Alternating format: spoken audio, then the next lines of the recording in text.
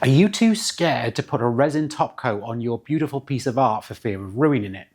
Well, fear not, because I'm going to show you in the next few minutes exactly how I've put resin on about 100 different pieces of art. I'll show you all my tips and tricks, and we're going to take this beautiful 20 by 20 and put a resin top coat on it. At the end of this episode, I'm also going to tell you some things that you might need to know to fix a piece if it has gone wrong. So stick around to the very end to see that too. Now, come with me, let's get to the table, let's do this.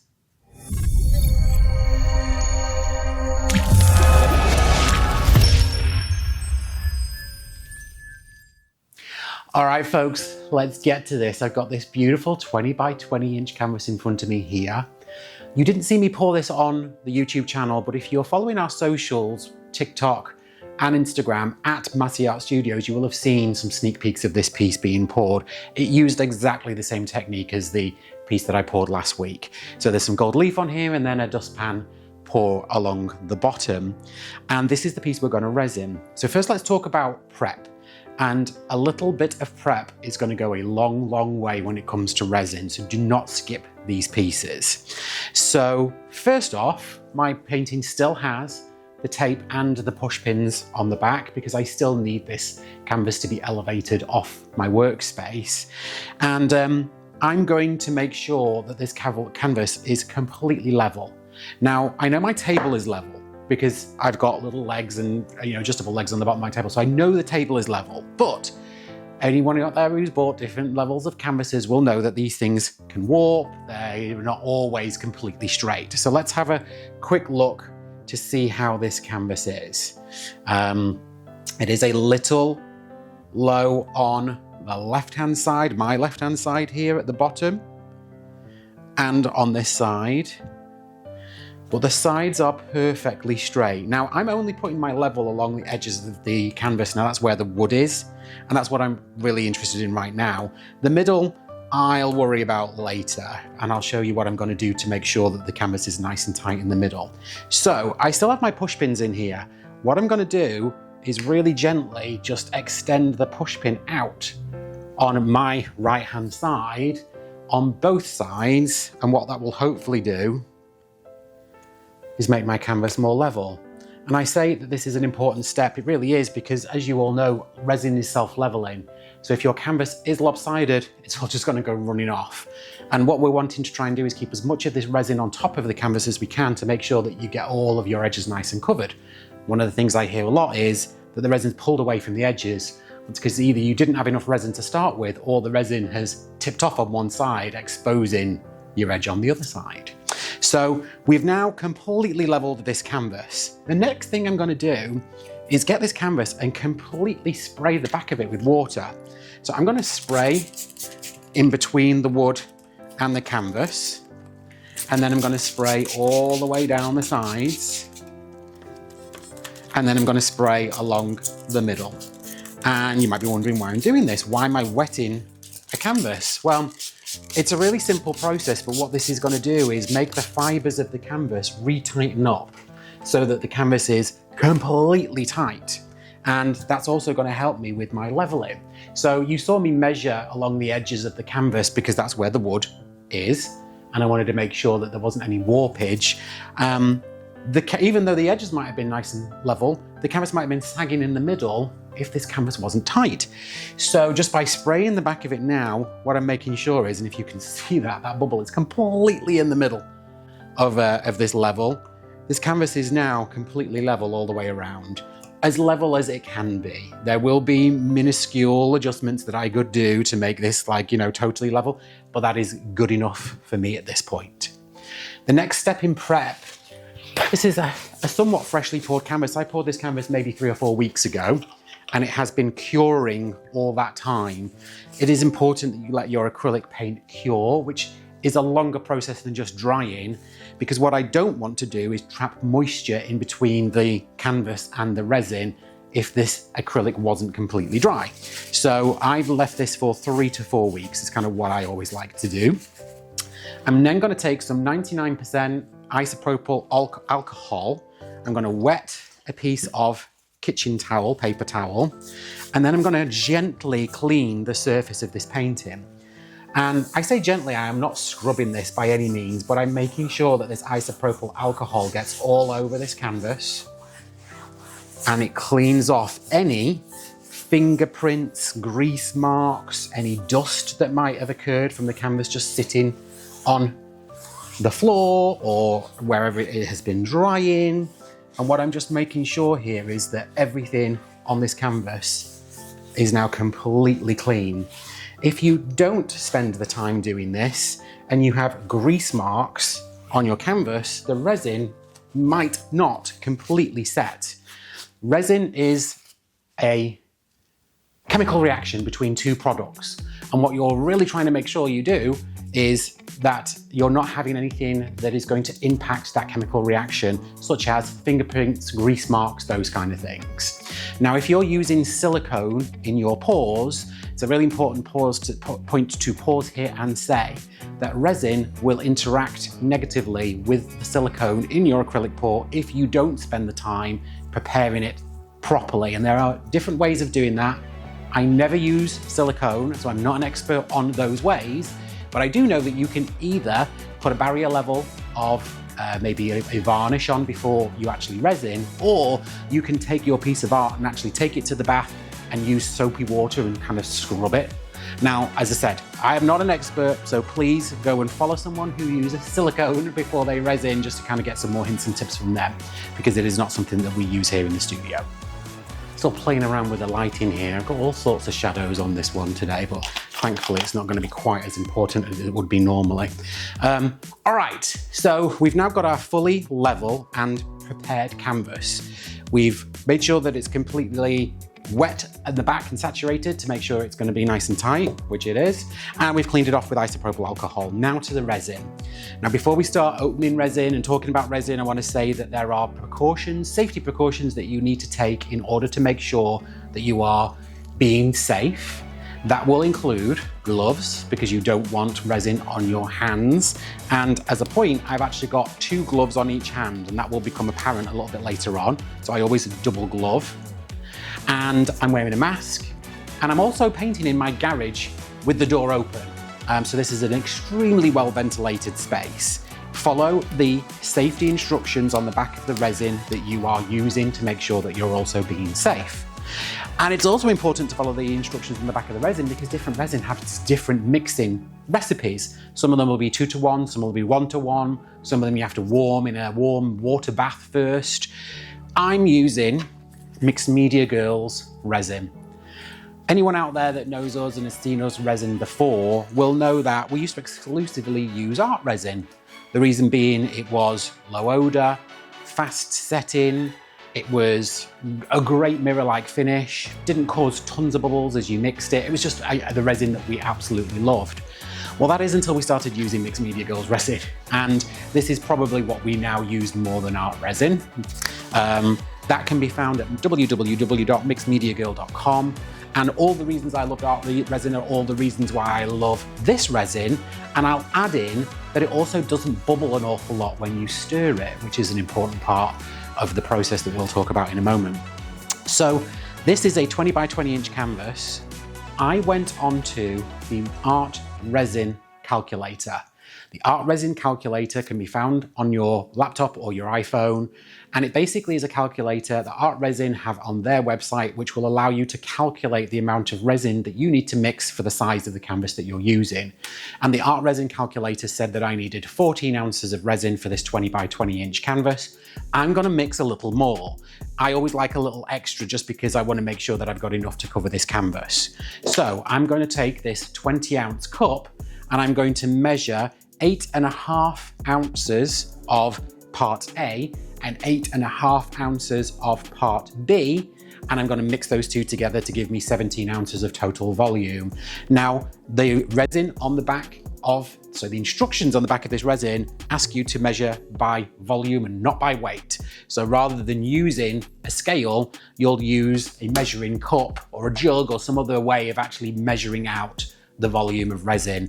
You do what's right for you, follow those instructions. That's going to be my advice. And I'm going to mix them with this plastic spatula that I have here. It's a brand new one. I have a couple of these for this specific purpose. And I like this spatula because it's got a slightly bendy bottom, which is always fun to have, a bendy bottom.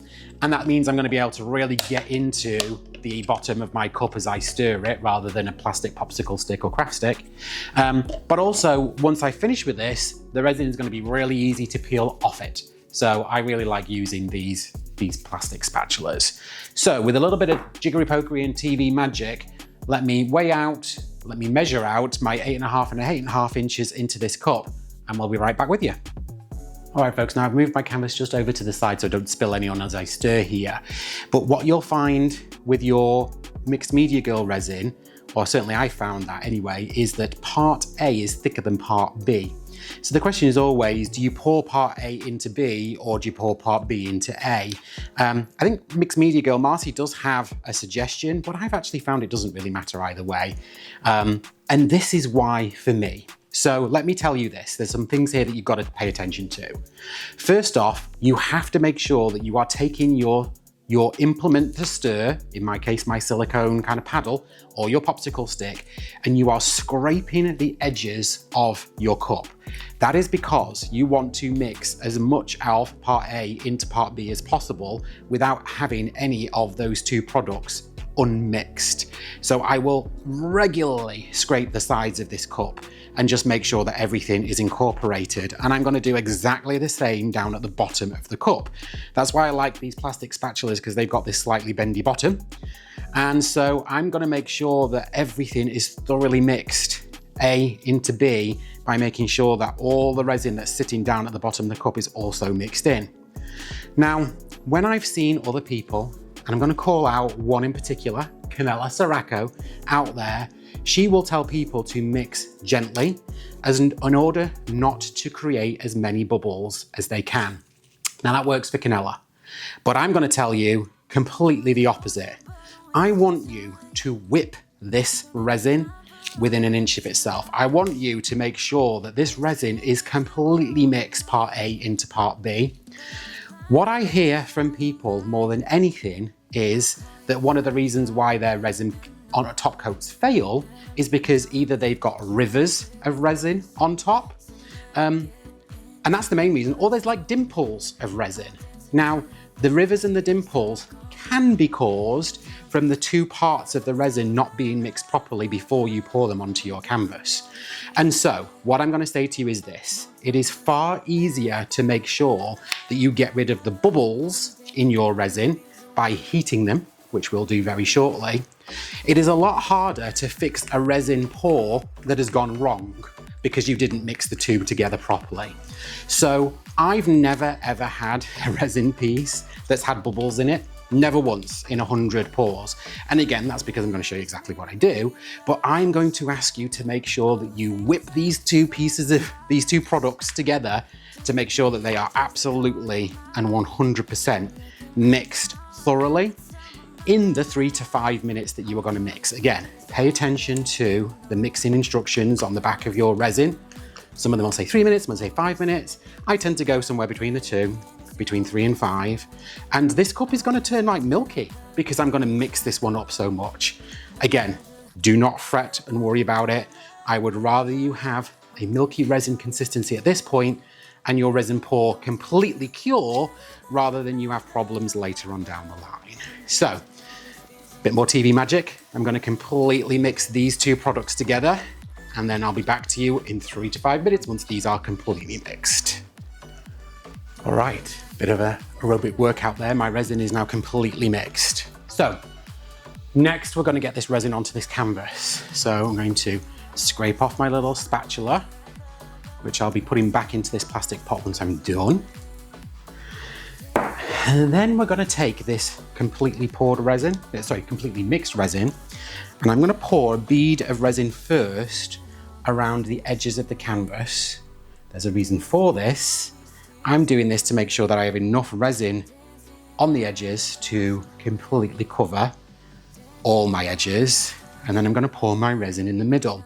Now you notice I've taken out already my stir stick, and I'm not taking that stick to scrape out every last bit of resin. There is going to be some resin left over in this cup.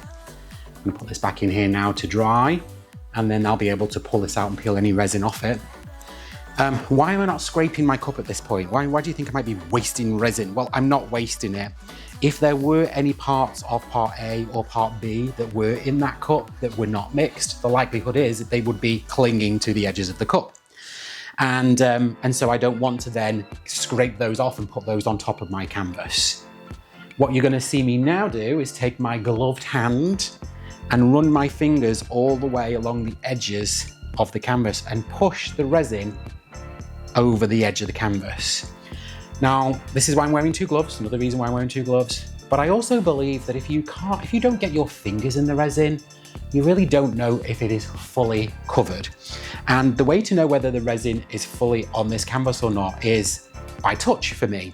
If I run my fingers down this canvas and my fingers are sticking to the canvas, I know that it is not fully covered in resin. However, if I run my fingers down this canvas and it's sliding along a slick of resin, then I know it's completely covered.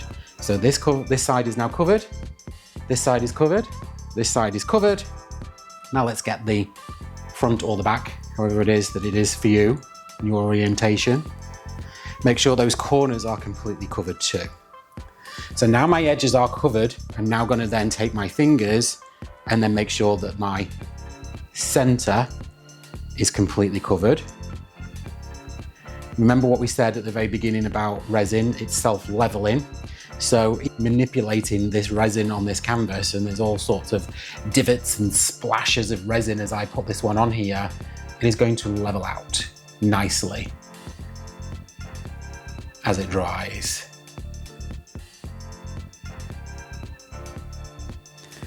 All right, I'm making sure that there is not a single part of this canvas that is exposed in any way. Even when you use your hand to do this, sometimes you'll see like a little spot on the canvas that isn't covered. So I'll just take my gloved hand and I'll just slap the resin on top of it just to make sure that it's all covered. Now you'll see as you look at this, there are not now a ton of bubbles sitting within this canvas, but there are bubbles. And so the next step will be to pop those bubbles to make sure that you don't have those bubbles drying into your canvas as it sits.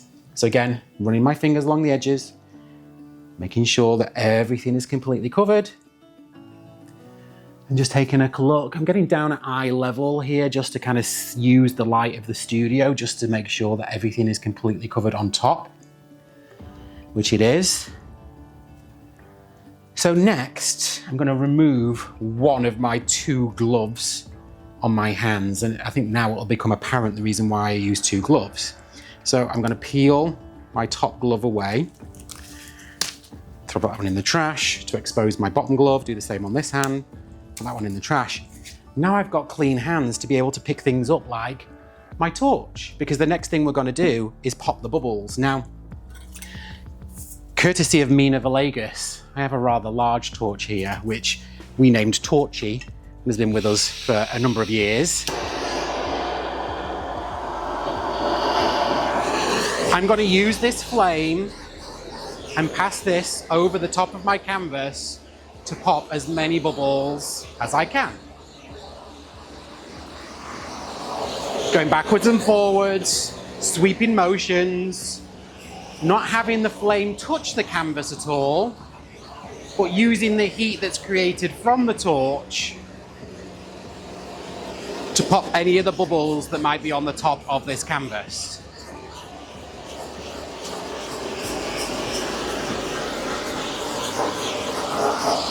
And as I do this, I can see those fine bubbles just popping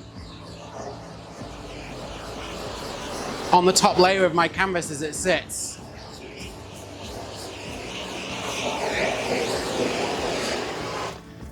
All right, so that's now popped like 95% of all the bubbles that I had on here.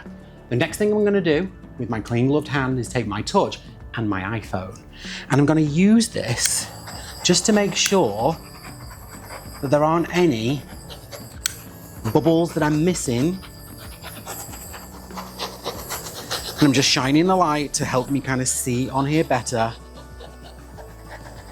Making sure that all of the bubbles that I created as I mixed have all disappeared. Now, you do not need one of those industrial grade torches to be able to pop your bubbles. One of these creme brulee torches works perfectly fine. And even if I didn't use big torchy there, I would have done exactly the same process. We actually didn't have any butane in torchy for a while, and I've still been resining. So know that you can still use your torch and do exactly the same thing as I'm doing here.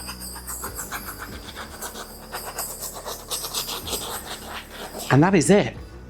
That was what, 30 seconds worth of popping bubbles? As opposed to hours of, 30 minutes fixing a problem that I might have had if I didn't mix those two products properly. The next thing I'm gonna do is take a popsicle stick and run it along the edges, or the bottom edges of my canvas, just to make sure that I collect all those drips of this resin that's sitting here. The reason for this is to make sure that the resin doesn't continue to pull and then kind of pull all the resin from the top of my canvas. But I can see from using my iPhone light, my eye, getting down close to it, that every single part of this canvas is now covered and there isn't a bubble in sight. All right, so I've got all my edges, making sure that there isn't any resin now pulling off the bottom, pulling the resin down the bottom and off my canvas. The next important step is to cover this bad boy. Now, as I said to you earlier, it's sitting in a garage, and this garage is, you know, a garage. There's dust, there's all sorts of stuff floating around in here, and my door's open, and there might be leaves blowing in. So I'm now gonna cover this with a picnic saver that I purchased online from Amazon. These things are awesome. You can buy these in packs, you can get these in different sizes. I'm making sure that my picnic saver is not touching my canvas in any way. I don't want this sticking to the canvas at all. But this thing is gonna make sure that there's no bugs that fly into my art, to make sure that there's no heebie-jeebies that are gonna get in here, and hopefully that there's no dust that's gonna accumulate or land onto here as well. Hairs, all those kind of things that you don't want in your resin. So this now is gonna sit for 24 hours to cure properly before I remove it and kind of just make sure that everything's okay. So that, folks, is how I apply a resin top coat to my art. All right, ladles and jelly spoons, before I show you the final piece that is now dried, it's cured, and I put it in a frame as well, let's talk real quickly about finishing and then fixing. So to finish your piece, you might be wondering what you do to the back of the canvas, because you're going to have all these little like drips, these little nubbins that have dripped down the side of your canvas that will be dry. Well, you will still have kept that blue tape on the back of your canvas.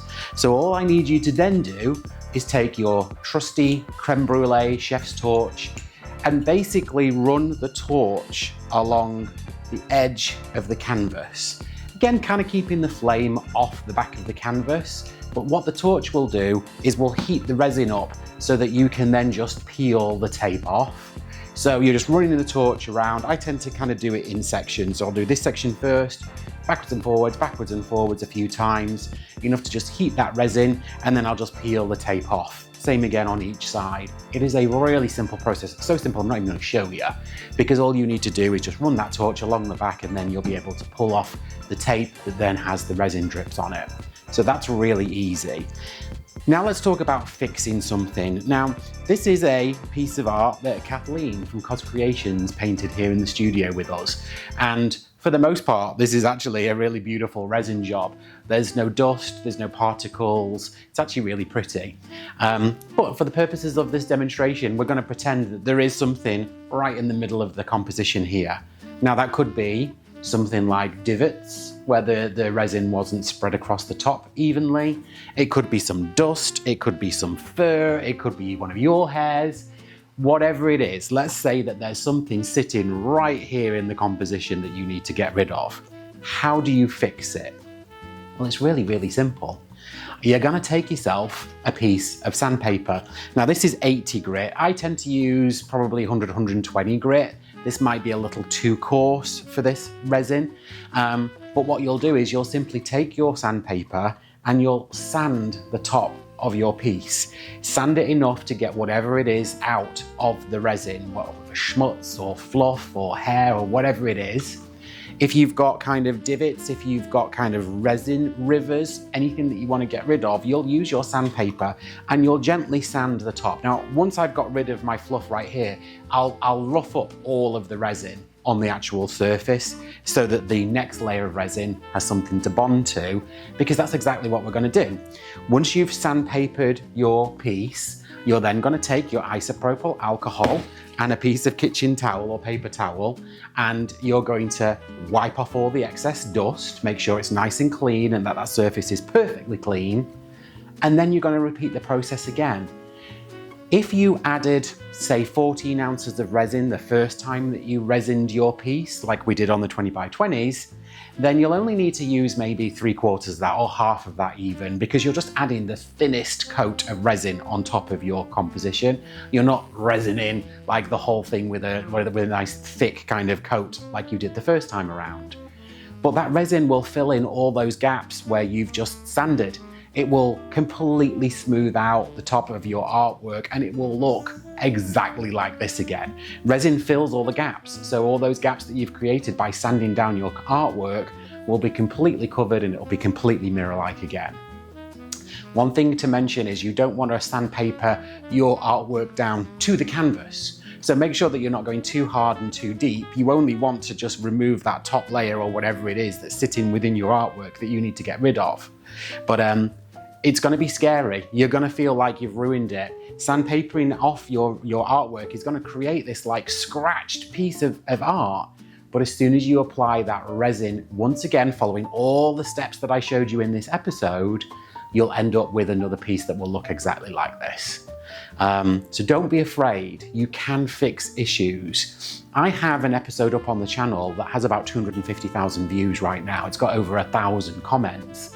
And I go through each of those steps again, and I'll even show you in person how to fix a resin blemish. This piece is the only other piece I have in the studio that's got resin on it and is actually pretty perfect. So I'm not going to sandpaper this one down, but I do sandpaper another piece of artwork and you can see exactly how I fix it. So I'll link it somewhere on the channel and even in the comments. Go check that one out as well. People think it's a great episode, so thank you out there for everyone who's commented. All right, folks, let's show you the finished piece. Thank you for sticking around. I hope you enjoyed this and you got something from it, but come and see this finished piece of art with that resin coat. All right, folks, here she is. And in a frame as well. I just love the finish that you get with resin. You know, some people don't like it. Some people don't like that glossy finish. They prefer either just the raw canvas or to varnish. There's matte varnish that you can buy, and that is perfectly okay too. But I just love this kind of mirror-like sheen that you get off a resin top coat. For me, it just really finishes the piece, and this has been put into a beautiful oak floating frame that I got off Amazon, by the way. I'll link this one in the comment section as well. They do all sorts of sizes. But take a look at this. Not a hair, not a blemish. And if you can see, although it is a little hard to pick up, the resin has completely covered the artwork all the way around.